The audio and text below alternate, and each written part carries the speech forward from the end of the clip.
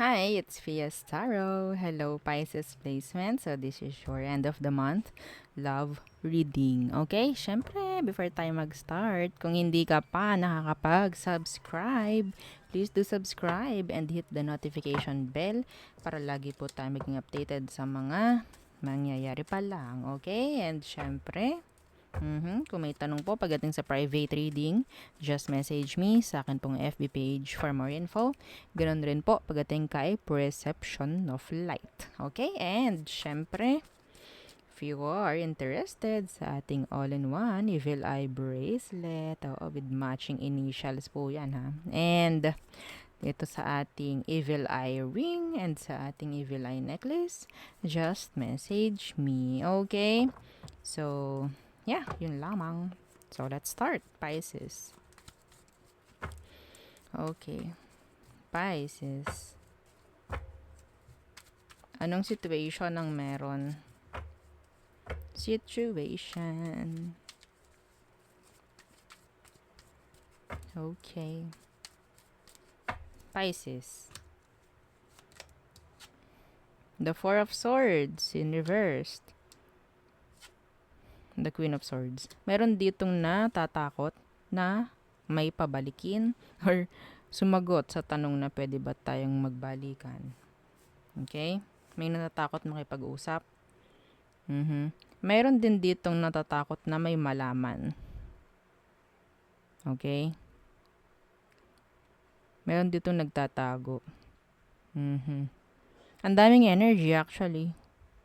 Some of you, nandyan yung merong sobrang nag-iisip. Okay? Humahantong na sa parang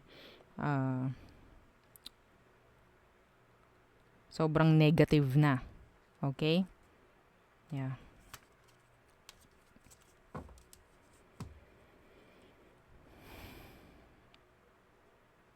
May mga sinasabi na parang wala naman na talagang tawag dito, pinagkukunan ng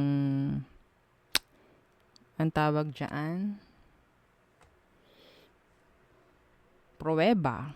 Okay? So, may mga, andito yung tamang hinala. Okay? Meron ako dito mga tamang hinalang nakikita. Okay. Diba? Bago ko masabi, inisip ko pa talaga. Okay? So, some of you might be dealing with an air sign. Gemini, Libra, and Aqua. Okay. So, anong meron pagdating sa person na to, Pisces? Anong meron sa kanya? Meron ditong talagang natatakot or may natatakot na mga huli. Parang ganun. Or malaman ng katotohanan. Parang ganun. So, tingnan natin. Ang dami namang air. The Knight of Swords in reversed. And the Moon in reversed. Yeah. Secrets revealed. Parang mga ganyan eh. Meron ditong nanguhuli. Etong taong to, pinipilit ka lagi nitong hulihin sa salita. Okay? Yes. Parang lagi nitong hinuhuli ka sa salita. Parang isda, o diba? Hinuhuli sa sariling bibig, mga ganyan. No? Hinahayaan ka nitong parang maalis yung tension para parang ganyan, para maging open ka sa kanya, no? Pero actually, the Queen of Swords, may galit to eh. May galit siya. Andyan yung moody. Oo, moody itong taong to pagdating sa'yo. Okay? Hang on, wait lang po ha. Okay, so, yeah. Ang nakukuha ko pa sa taong ito ha, may alam yung mabunganga, mapababae, mapalalaki. Yes, mabunganga siya. No, may chance pa talaga nagsasabi siya ng hindi maganda. No, nandyan yung may pagmumura, mga ganyan. Okay? So, tingnan natin. So, ano bang meron sa taong yan? Or emosyon niya pagdating sa'yo? Ano bang emosyon ng taong to? Parang bago to Parang bagong energy to. Ano ang emosyon ng taong to sa'yo? The Knight of Pentacles in reverse, the Hanged Man. Some of you, this person is nagre-rely na lang sa'yo pagdating sa pera. Okay? So, yun iba kong nakikita, no? Ang galing nito talaga na gumawa ng away. Hay! Okay. Pero ikaw, hinahayaan mo lang. Hinahayaan mo lang siya. Ano to, moody? May tantrums. Oo, para siyang ganon. No? Magustuhan. Masintakan. Parang ganyan. Pisces. Ano bang meron dito? Okay, so iba kasi sa kanila, kaya naapektuhan yung emosyon is pwedeng wala siyang ganito. Wala siyang pera. Okay? Ganun na ang nakukuha ko. Wala siyang money.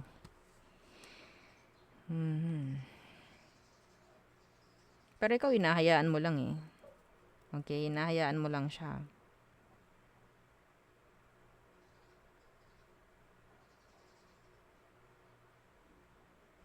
Hot and cold, actually. Hot and cold. Masiglahan kung kung anong gusto niyang emosyon pagdating sa'yo. Ano to? Bakit ganito to, Pisces? Anong next action niya? The Six of Cups in reverse. Some of you, may nakikita kong past trauma, no? Sa taong ito. Kaya ganyan. Childhood trauma, ganyan. Six of Chalices in reverse, nandyan pa rin yung galit niya. Okay, the Ten of Wands. Yes. Parang ito yung magbibigay ng dahilan para yung inyong connection ay maging mabigat. Okay? So, wala eh. Gawa ng kung ano-anong imahinasyon. Itong taong to. Hindi ko alam kung may makaka-relate dito. Hindi ko alam. Meron ditong, I don't know kung asawa nyo to or ano. No? I think, kasi may Queen of Swords. No? Pero, pwedeng may anak kayo nito. Yan, ganyan. Pero, yun nga. Nakikita ko, pwedeng nandun pa rin yung galit niya, actually. Nandun. Na ito yung magiging dahilan kung bakit magiging mabigat yung pagsasama nyo. Okay? Yes. Ang nakukuha ko sa inyo, magkasama pa kayo nito eh. Wala akong nakikitang separation dito sa ngayon. Wala pa yung outcome. Okay? So, ang nakukuha ko sa inyo, bangayan ng bangayan eh. Yes. Pero ikaw, parang hindi ka masyado nagpapa-apekto rito. Like, okay, bahala ka. Magkukuda ka. Bahala ka sa buhay mo. Parang ganon. Wala naman akong ginagawa. Ikaw lang itong laging tamang hinala. Iba sa inyo kasi pwedeng may nangyaring hindi maganda sa past. And tumatak yun sa utak ng taong to. And yun nga, pwedeng hindi natin masisi. Hindi yun para sa lahat. Okay? Kasi iba sa kanila, pwedeng ayun ang nakasanayan nilang environment. Okay? Na mag-away-away lagi. So, ganon. Okay. So, ano magiging outcome nyo nito? Okay, may dalawa. See? The Five of Wands. Drama. Problem. Why? The Seven of Wands in reverse. Okay. So,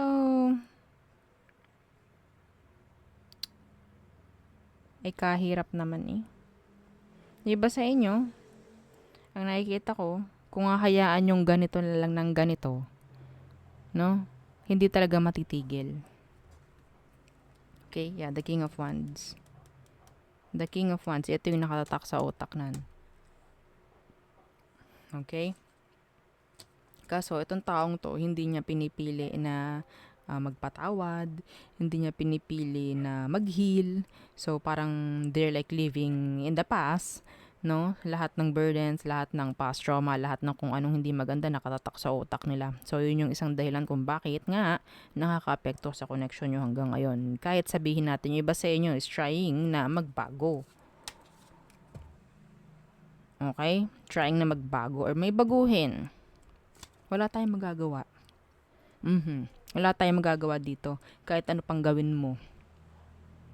Yes. Nakadepende to sa kanya. Kung ayusin niya yung sarili niya. Para sa'yo. Para sa sitwasyon. Okay? See? The star. Kailangan ng healing dito. Kailangan.